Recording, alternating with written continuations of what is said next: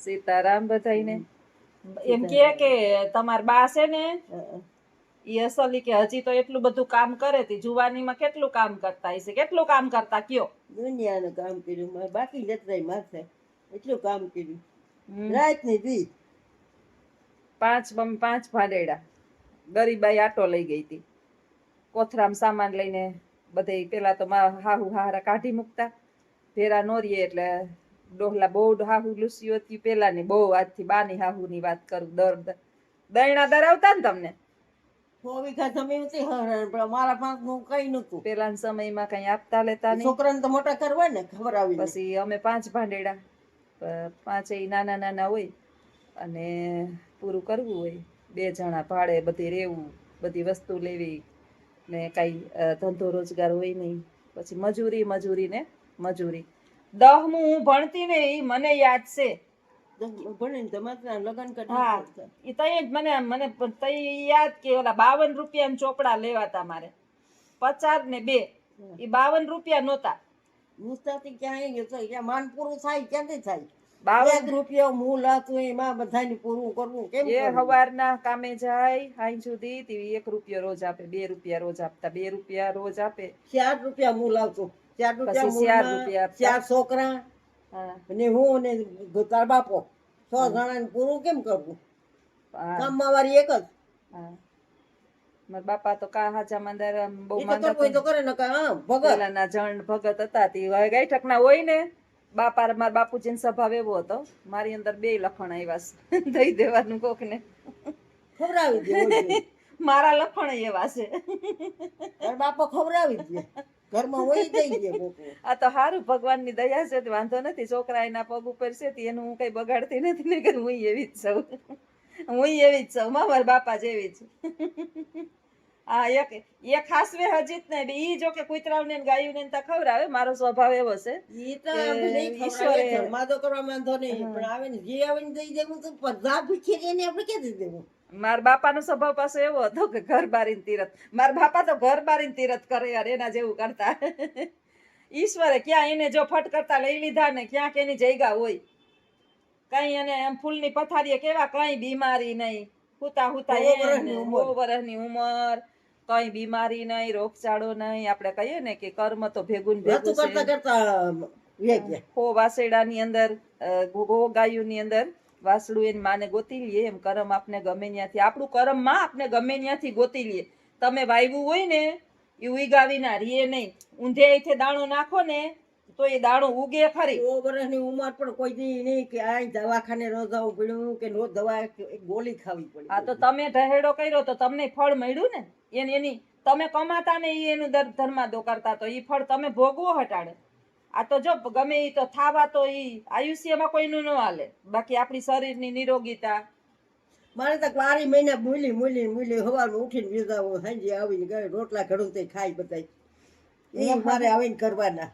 હું ભણવા જાતી તું ભણવા શીખી પછી મારે ઉપાધિ છઠ્ઠું હાથમું ભણતી ને તમને અસલ બધું આવડી ગયું હતું બસ મારી માં મારા હાટું રોટલો ઘડીને જાય રોટલો ને દહીં ને છાશ ને એ તો કેવા હતા દુજાણાય નમરે મજૂરીઓ કરતા હોય ગામડે રખડીને પછી ટાઢા રોટલા ઓલી મારી બેનપણીઓ આવે તે રોટલા ખાઈ જાય મારા રોટલા લુખા ડુંગળી હું ડુંગળીનો રોટલો ખાવતી છોકરી મારી ભેગી બિચારી આવે હારા માણસની ઘણી હોય પણ એને ઓલા હું એને ઘરે પકવાન ન ભાવતા હોય ને કોકની ઘરે ભાવે પછી એની માયું ખીજાય હોય પાછી ઈ કે એની માં બિચારી મૂલે વહી જાય તમે એનું ખાયા હોતી પછી મને એની ઘરે ગરમ ઢોકરા ને ખવડાવતી બનાવી દે ચિપ્સ તરી દે ને ઢોકરા બનાવી દે ને પટેલ નું આખું ગામ હતું અમારું હતું ઈ અને હું ત્યાં મને ભણાવવા હાટું જ ખાસ તો ત્યાં રહ્યા હતા હારી ભણતર હતી ને એટલે ગામના હિમાડા ફરી માં પડદા મોટી કરી તો મેજી ખીજી છોરે નો લઈ ગઈ કે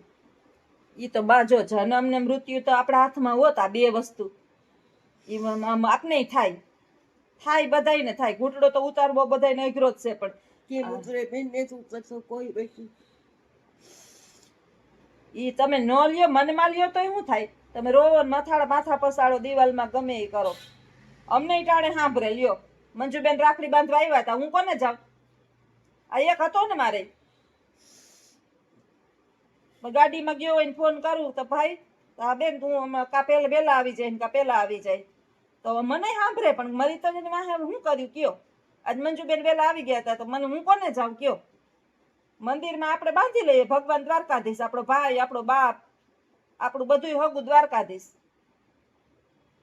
એને અર્પણ કરી દેવાનું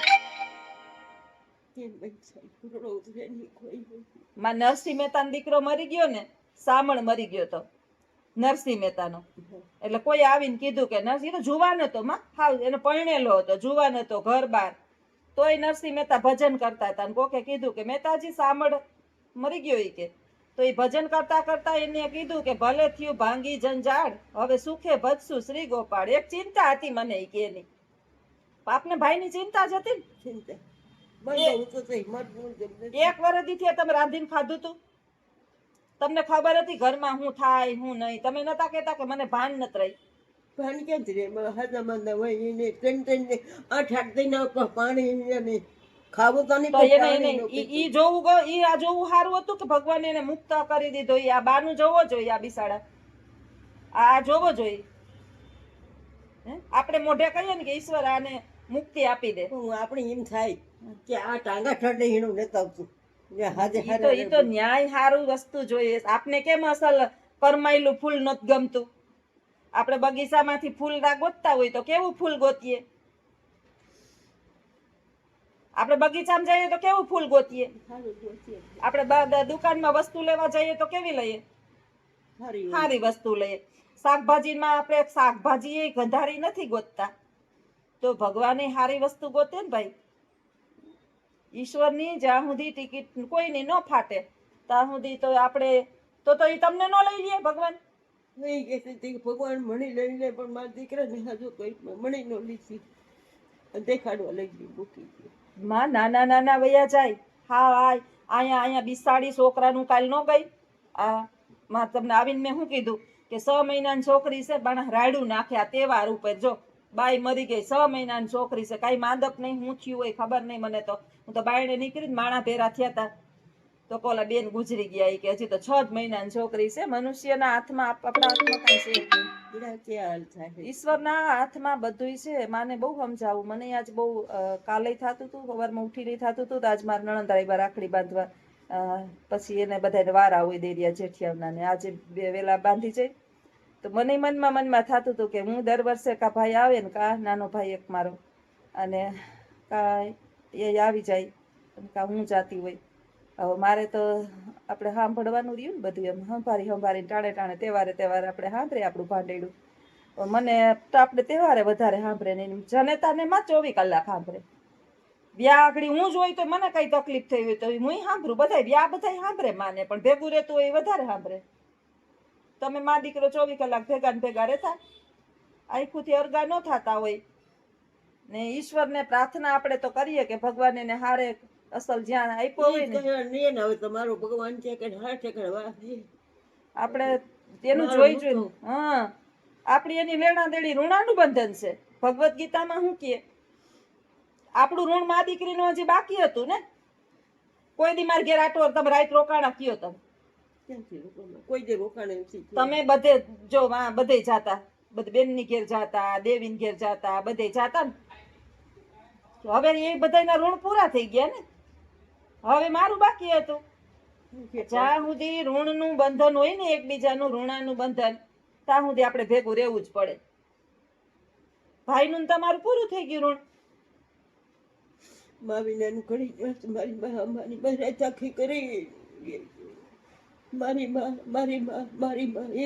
માનું કોઈ નથી આખી રાત મારી ખોરામાં માથું અને મારી ટાયર ફાટે માં તો શું થાય આજના હવારની માને છે ને પ્રોબ્લેમ છે હવારની નણંદ આવ્યા તો એને પછી જોવે રાખડી બાંધવાનું તહેવાર આવે પછી કોઈ તે બપોર લગી હું નિશાળે હોય મારે સ્કૂલે જવું પડે એના વિના તો ન હાલે આપણે આઈન થાય તો તાવડી હતરવાના માગતી હોય આપણા હાથ મોટારિયા દેવાની ભાવના રહી એટલે છોકરાઓ પાસે કોઈ દી માગ્યું નથી અને ભગવાન જીવનમાં માગવાય ન દે ઈશ્વર આપને કોક મને પૂછતું હતું કે તમારા છોકરાઓ તમને આપતા નથી હું 1 રૂપિયો માગું તો મારા છોકરા મને 1 લાખ આપે મારા બે દીકરા છે ને દેવ છે, દેવ જેવા. પણ જ્યાં સુધી મારી અંદર છે શક્તિ, ત્યાં સુધી મારી ઈચ્છા છે કે હું મારું કરીશ. દુકાન અને પાસે તાર ભાડામાં હોય તો એ માં શું કરો, માં શું કરો, રસોડામાં બેઠી હોય તો સાંભળું, માં તો શું કરો. હું એમ કહું કે આડે માં આવી બેઠી છે, કઈ નથી. માં કેવા વાળો તો એક જ છે, માં કરતા આવશે. અમે નથી માં કેવા વાળા. તમે સમાજ દીકરીઓ કેવું ને તમારે ખેડવું જ એ 24 કલાક ફેરો રહેશે. મારી માં આખી રાત ખોરામાં મારી માં એને બી